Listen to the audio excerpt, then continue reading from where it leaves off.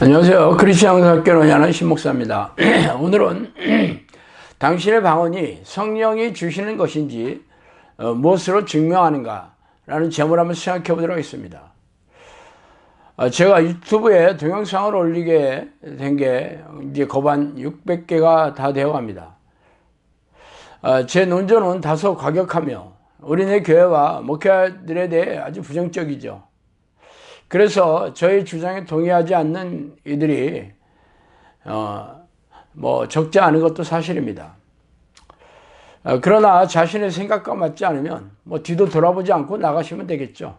그러나 어떤 이들은 댓글로 못마땅한 심정을 표현하기도 합니다.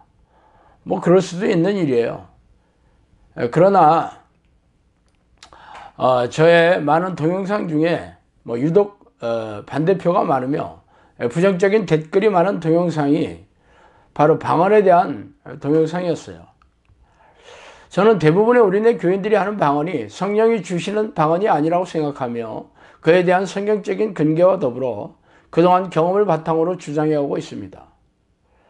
엊그제도 어떤 이가 댓글을 올렸어요. 그 내용은 그런 동영상을 이제 그만 올리는 것이 제 영혼이 사는 길이라고 그렇게 말하더라고요. 제 영혼을 걱정해 줘서 고맙기는 한데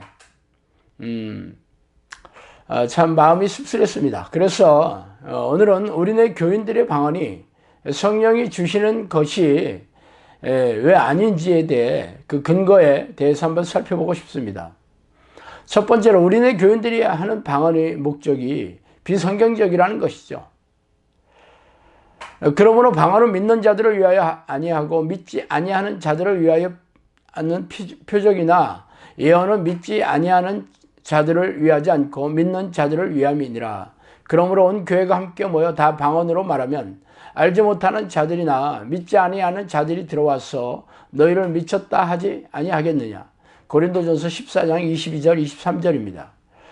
만일 누가 방언으로 말하거든 두 사람이 많아야 세 사람이 차례로 따라하고 한 사람이 통역할 것이요 만일 통역하는 자가 없으면 교회에서는 잠잠하고 자기와 하나님께 말할 것이요. 역시 고린도전서 14장 27절 28절입니다. 방언이라는 말은 외국어라는 뜻이에요. 사도행전의 시작은 사도들과 120명의 제자들이 마가의 다락방에서 전심으로 기도했을 때 성령이 임재하는 증거로 방언을 하기 시작했죠.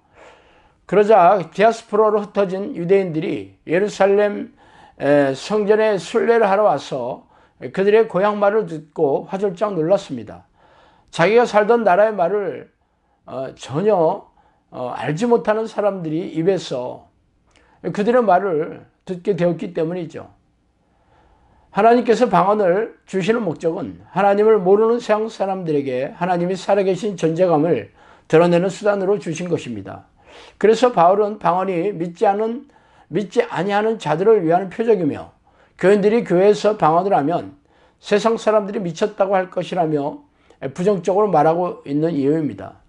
그래서 굳이 방언을 하려면 통역하는 사람을 동반해서 교회의 덕을 세우라고 권면하고 통역하지 못한다면 교회에서 하지 말라고 말하고 있죠. 그런데 우리네 교인들은 어떻게 방언을 하고 있습니까? 그들은 방언을 통역하는 은사를 지닌 사람들과 같이 방언을 하는 이들이 거의 없어요. 그들은 기도할 때 방언을 주로 사용할 뿐입니다. 그래서 무슨 기도를 하는지 그 내용을 자신도 모르죠. 기도란 하나님과 교제하는 수단입니다. 그런데 하나님이 무슨 말을 자신에게 하시는지도 모르는 말을 하는 것이 어떻게 교제하는 행위가 되겠습니까? 두 번째, 우리네 교인들의 방언 외에 다른 성령의 능력이 없다는 것입니다. 상당수의 우리네 교인들이 방언 기도를 하고 있습니다. 방언은 성령이 주신 선물이죠. 마가의 다락방에서 사도들과 120명의 제자들이 전심으로 성령을 구하는 기도를 할 때 성령께서 임재하셔서 방언을 하기 시작했죠. 그래서 그들은 방언을 기도할 때 오래 기도하거나 다른 이들에게 자신의 영적 능력을 드러내기 위해서 방언을 사용했습니까? 결코 아니겠죠. 그들의 방언을 통해 예수 그리스도의 영이 자신에게 임했다는 것을 증명하는 수단으로 사용했습니다. 그러나 방언은 성령이 인도하는 영혼 구원의 사역의 시작이었을 뿐이에요. 그들은 방언이나 예언의 은사를 드러내면서 기적과 이적으로 귀신을 쫓아내고 귀신들이 일으킨 정신질환이나 고질병을 치유하면서 예수가 그리스도의 힘을 전파하고 초대교회를 세워나갔습니다.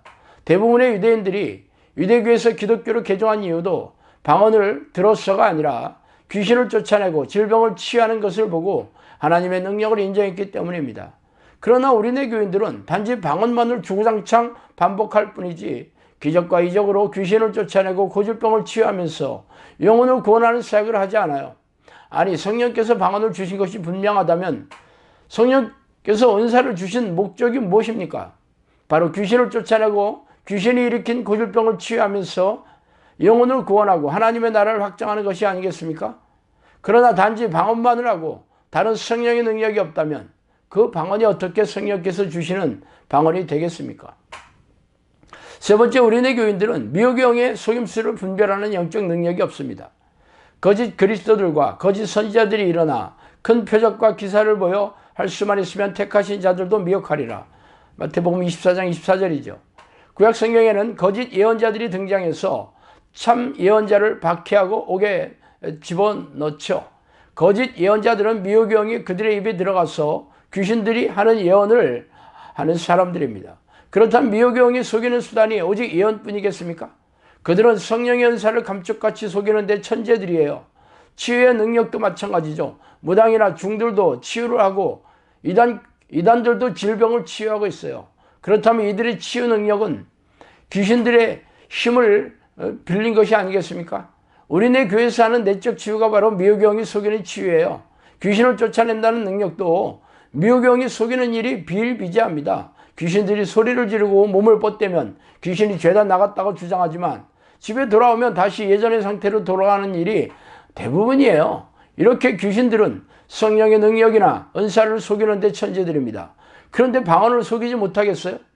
제 사역은 성령이 내주하는 기도훈련을 시키는 것이지만 귀신을 쫓아내고 귀신들이 일으킨 정신질환과 고질병을 치유하는 것이 그 사역의 중심에 있습니다. 그동안 제가 수백 명이 넘는 사람들에게서 귀신들이 잠복한 사람들에게서 귀신을 쫓아내면서 귀신들이 하는 방언을 수도 없이 들어봤어요. 그러나 자신의 방언을 철석같이 믿고 있는 사람들이 귀신을 쫓아내면서 영혼을 구원하는 사역을 하고 그러면서 자신의 방언이 성령의 공급하심을 증명하고 있습니까? 우리가 이것을 말하거니와 사람의 지혜가 가르친 말로 아니하고 오직 성령께서 가르치신 것으로 하니 영적인 일은 영적인 것으로 분별하느니라. 고린도전서 2장 13절이죠. 어떤 사람에게는 능력 행함을, 어떤 사람에게는 예언함을, 어떤 사람에게는 영들 분별함을, 다른 사람들에게는 각종 방언 말함을, 어떤 사람에게는 방언들을 통역함을 주시나니. 고린도전서 12장 10절입니다. 분별의 은사는 성령이 주시는 선물이죠. 분별의 은사는 성령과 미혹의 영의 역사를 분별하는 능력입니다.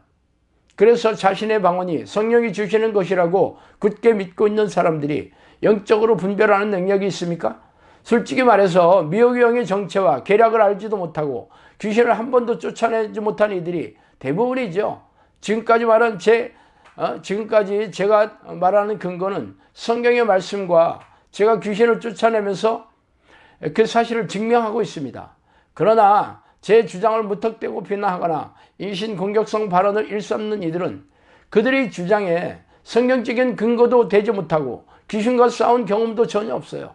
그러면서 자신의 주장이 옳다고 핏대를 세우고 있으니 기가 막히죠.